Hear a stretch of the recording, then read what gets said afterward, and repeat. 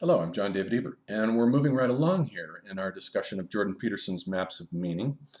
And in this next section on the Divine Son, Peterson explores the hero myth, which he associates with the Divine Son, who is, in his trifold schema, the explorer, as the Great Mother, as we have seen, is associated with what is explored, and the Father, who is associated with the known realm of what has been explored, and contains the body of laws and rules that perhaps have become petrified and are no longer of any use.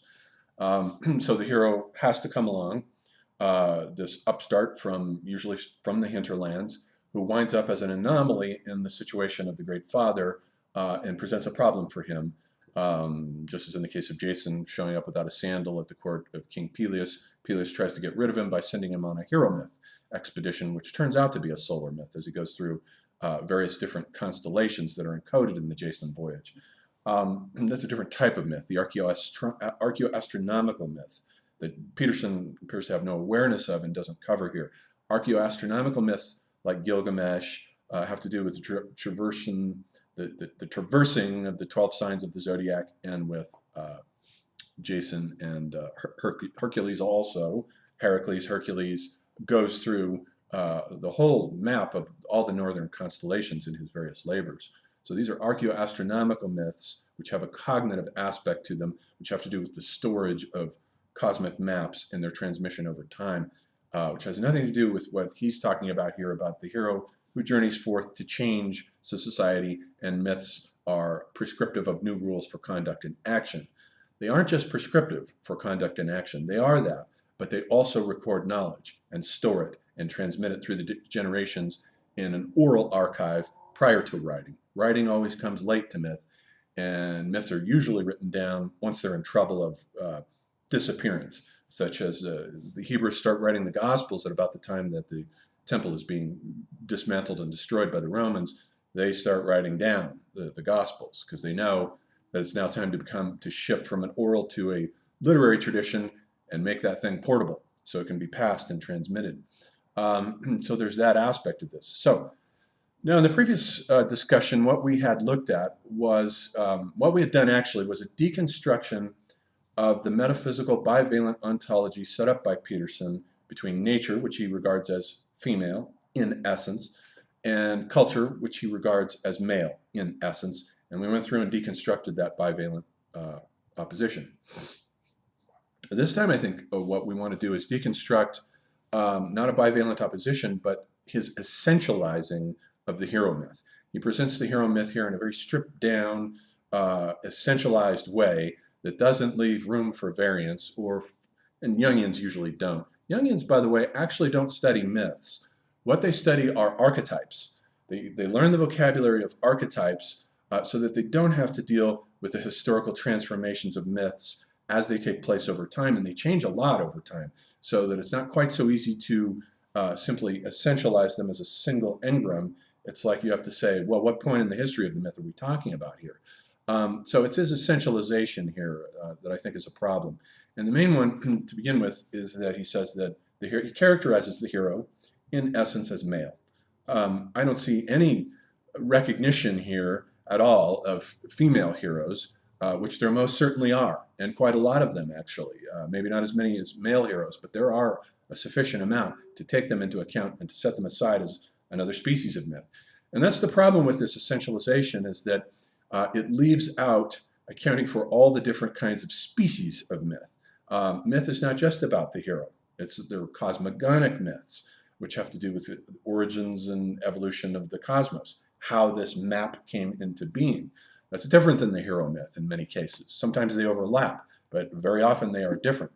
But this idea of all myths, the mythic hero as being the male who conquers the unknown goddess of nature, is something that's problematic, especially when if we want to look back through history at the oldest recorded myth of a hero's descent into the underworld.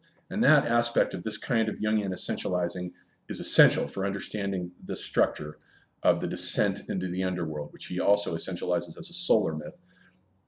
They are not always solar myths. Sometimes they are, and sometimes they aren't. Depends on the myth. But in this case, with the myth of Anana, it definitely does not involve a man. She is we have the oldest record of a hero's descent into the underworld, and it's a goddess doing it. The goddess Anana, she descends into the underworld. There she encounters her sister, Ereshkigal, who is the mistress of the dead, and she dies.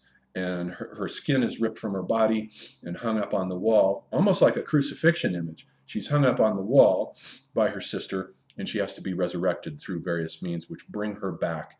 But the semiotic vacancy that she leaves behind in the underworld has to be filled by her lover Dumuzi, and Galu demons are sent out to track down her lover, her poor lover Dumuzi, who has to be killed, murdered, and thrust down into the underworld to occupy the semiotic vacancy that she has left behind in her absence. So that's a very interesting myth.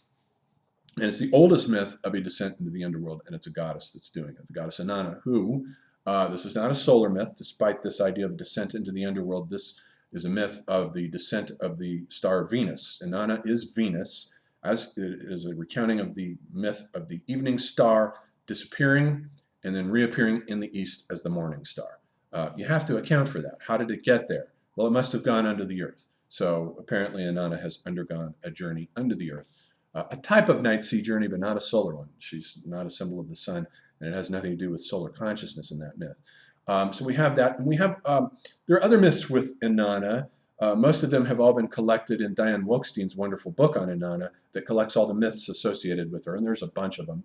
There's another one where she gets Enki drunk. Enki, remember, is the god of the watery Apsu, the lord of the abyss. She gets him drunk and steals the tablets of the maze from him. The maze, spelled M-E and pronounced May, are the rules and prescriptions for civilization, basically the DNA of civilization. She gets him drunk and steals the tablets from him. There seems to be an echo of that myth in the myth of Isis. Isis is another protagonist of myth. She has her own myth cycle, by the way, separate from Osiris. She is the hero of a number of myths, one of which is very similar to the Anana myth of her tricking Enki and getting the tablets of the maze from him, is the myth where she steals, she gets Re, the sun god, she tricks him into getting his real name out of him, because in Egypt, the possession of one's real name is part of the magical consciousness structure. You can work spells on someone if you get possession of their real name, so the real name has to be hidden. And Isis knows this. And so Re gets stung by a scorpion, the sun god going across the horizon, meets the earth monster, the scorpion, which stings him. And she says she'll give him the antidote if he in turn gives her his secret name, which he does. He has to have the antidote after all. And he gets it from her, and she gets power over the sun god in that fashion. So that's the myth of Isis, one of her various myths. There's a bunch of them. So no, the mythic hero is not always male, not even by a long shot. It's interesting that he gives, I like his account as an example of the myth of St. George, where he gives St. George slaying the dragon as a kind of image of the crystallization of myth, in essence. And he shows us this image of it, which shows the castle in the background, which is the walled city that's under threat from a dragon who lives in this lake, and he's poisoning the lake. And he won't stop poisoning the lake unless they sacrifice their children to him. So then we have the princess, the virgin, who's the king's daughter, who's being led out to be sacrificed to the dragon, who will eat her. And St. George happens to just come wandering by, sees the situation, and reading the accounts are actually interesting. So for Peterson, this is the essence of the myth of the hero, this whole process of crystallization where you have the citadel as the city that's under threat from a dragon that has to be slain, which represents the principle of chaos, which is overcome and then translated into a known map. But when you actually look at the myth, it's interesting because it says that at first George did not slay the dragon. What he did was he took the girdle from the virgin and hung it over the dragon's neck. And that made the dragon submissive to the princess. And he crawled along the ground submissive to her with a leash. She pulled him along with a leash. A wonderful masochistic image there, like a masochistic male who is subordinate to a dom female. Interesting encoding of that aspect in this myth that Jungians, of course, aren't interested in. They just want to cookie mold everything. And then they have to lead the dragon from the countryside to the city, where then George then cuts off his head, and they bring the dragon's body out on 4 different ox carts, and they create an altar, and from the altar comes a new spring of water. Hence, rejuvenation comes to the wasteland through the hero deed. But another aspect that's overlooked here is the fact that when this myth comes from Georgia, by the way, and it came over during the Crusades. Crusaders brought it over to Europe, and it looks like they changed it in the process because the earliest representations of it, which date back to about the 11th century, show St. George on his horse with a spear, slaying not a dragon, but a man. The man was originally most likely a king. He's there with his sword, and the spear is puncturing him. It's not a dragon, and the princess isn't there either. So apparently this myth has evolved over time. As you look at it, the very next representation transforms into a dragon, but still no princess. And then as time goes by, a couple of centuries go by the 14th century, there she is. The princess is part of the picture now. So it appears as though she was a later elaboration, just as in Carolyn Alexander's wonderful analysis of the Iliad in her book about the war that killed Achilles, where she detects that Achilles was most likely a late addition to the Iliad because he's absent for most of the epic. The plot would function okay without him, more or less. And he seems to be a later accretion of a folk hero who got added in. He's the youngest, pretty much, of all the men. He would have been the youngest by far to not have made the oath to go rescue Helen if she was ever abducted. All this internal evidence that suggests that Achilles was added in and that he was not present in the original Iliad. Myths evolve over time, but Jungians don't want you to know this. They have an ahistorical mentality with their Platonic cookie molds. They're only interested in illuminating the dragon, the wise old man, the princess, the crown, the fates. They just want to look at those archetypes and bring them out and say this is what myth is all about. But it isn't. Myths are rich. They're polysemic. They're extremely rich. There are all different kinds and varieties and species of them. And it's interesting to contrast, by the way, the St. George myth with the Hindu myth of Durga slaying the dragon. There's an example of a myth where, once again, the hero is female, the goddess Devi, also known as Parvati, the consort of Shiva, the mountain goddess. She is incarnated. She's brought into being, actually. This is possibly a solar myth. There are solar elements in it. She's brought into being by the three great gods, Vishnu, Brahma, and Shiva, because they can't kill Mahishasura, the buffalo demon. They can't seem to overcome him. So they decide to embody forth their Shakti, which is the female energy that powers the universe. They embody it forth, and they project her through a massive act of meditation that brings her into being, and they give her all of their weapons, the conch, the discus, the mace, and so forth, the sword, bow and arrow. So they give her all of her weapons. Then she goes out and kills Mahishasura by cutting off his head. And when the bull's head is cut off, out crawls this man who had been incarnate inside of it. And it's an image of, she rides on a lion and has 10 arms, 8 to 10 arms, with all of her various weapons. And she is shown either riding on a lion or a tiger. I felt a lion, I think, works better. Lions are associated with goddesses, almost universally. And that represents the solar principle and the victory of the solar principle over the lunar principle, represented by the bull with its crescent horns, plus a lot of other stuff. The Hindus love allegorizing and moralizing. They overlay all this religious liturgy and ethics and so forth on top of these myths. So sometimes it makes it very difficult to extract the essence of the myth. But I like the contrast of that myth with the St. George myth because it undermines Peterson's essentialism here that the hero, the divine son, there is no divine daughter. Apparently she does not exist in his pantheon as the essence of myth. And myths are not always solar. This is another aspect of his essentializing where he says that the core essence of the hero myth is solar, the hero who descends into the underworld, which is a residue from old, worn-out cosmologies about the sun traveling underneath the earth. You would have to have a flat earth or a circular disk for that to take place. So a lot of these myths do have that, like in the example from Egypt of Re, the sun god who enters into the western portal, descends along a ghostly phantom river in the underworld, meets with Osiris, the lunar god, who regenerates his power, and then he goes on to fight the Apophis serpent. He has to be victorious over him each day in order to emerge from the underworld. That's the basic core archetype of the solar myth. That myth is certainly solar, but not all myths are. And so there are plenty of myths, such as cosmogonic myths. If we look at the Manichaean creation myth, where there is a hero who suits himself in an armor of light and decides to go down into the world of matter, which is made up of all these demons that are crawling around like these animal beasts. and descend down to do battle with them with his armor of light.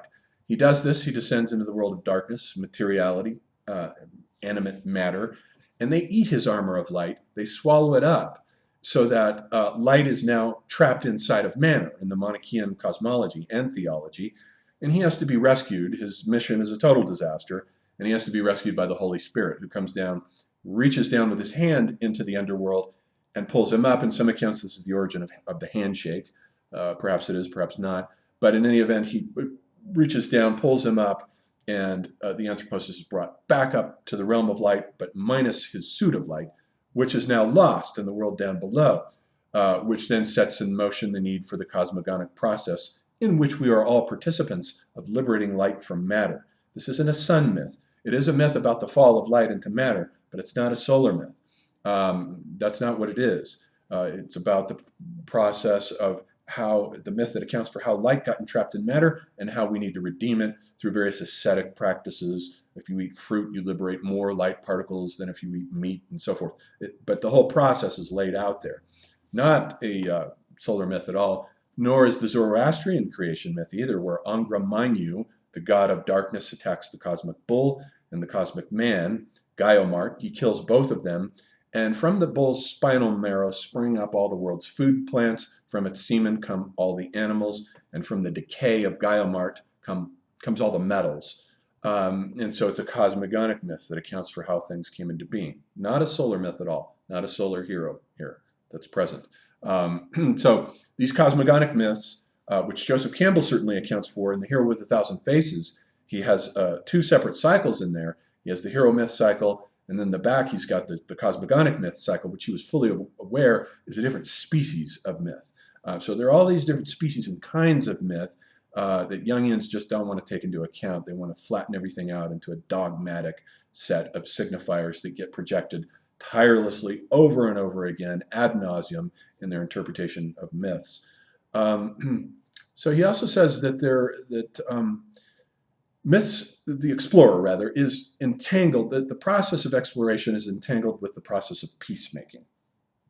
That's problematic because in most cases, in almost all of the myths, they are about putting a hero in a maximal stress situation, as Heiner Mühlmann, the German theoretician, defines it, and of fighting. Usually there's a fight. It might be with a monster or a dragon, but it might be with another people, as in the case of the Trojan War. The hero is in a maximal stress situation that has to be gone through in order to bring about that steady state of peace. So maybe peace comes about eventually, but the exploration process is not entangled with peacemaking. It's entangled with war making. I noticed that in his, when people ask him about Islam, what the difference is between Islam and whether we should accept it or reject it in the West, and he says, the problem with Islam is that it's about a warlord. The primary founder there, Muhammad, is a warrior. So that sets a prototype, an anthropological type, as Cornelius Castoriadis, the Greek theoretician, contemporary theoretician would call it. That sets up a prototype that leads to this kind of aggressive action on the part of Islam.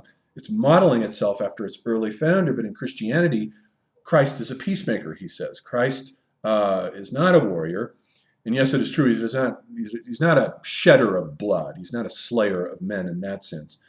But his difference there does not take into account Matthew 10, where Christ says, I come not to bring peace, but a sword. So that becomes a little problematic there. What does he mean by that sword? Certainly not a real sword. He wasn't a killer of men. But on the other hand, his process was pretty aggressive. There's a reason why he was crucified. The Romans crucified him for a reason. He upset them. He pissed them off.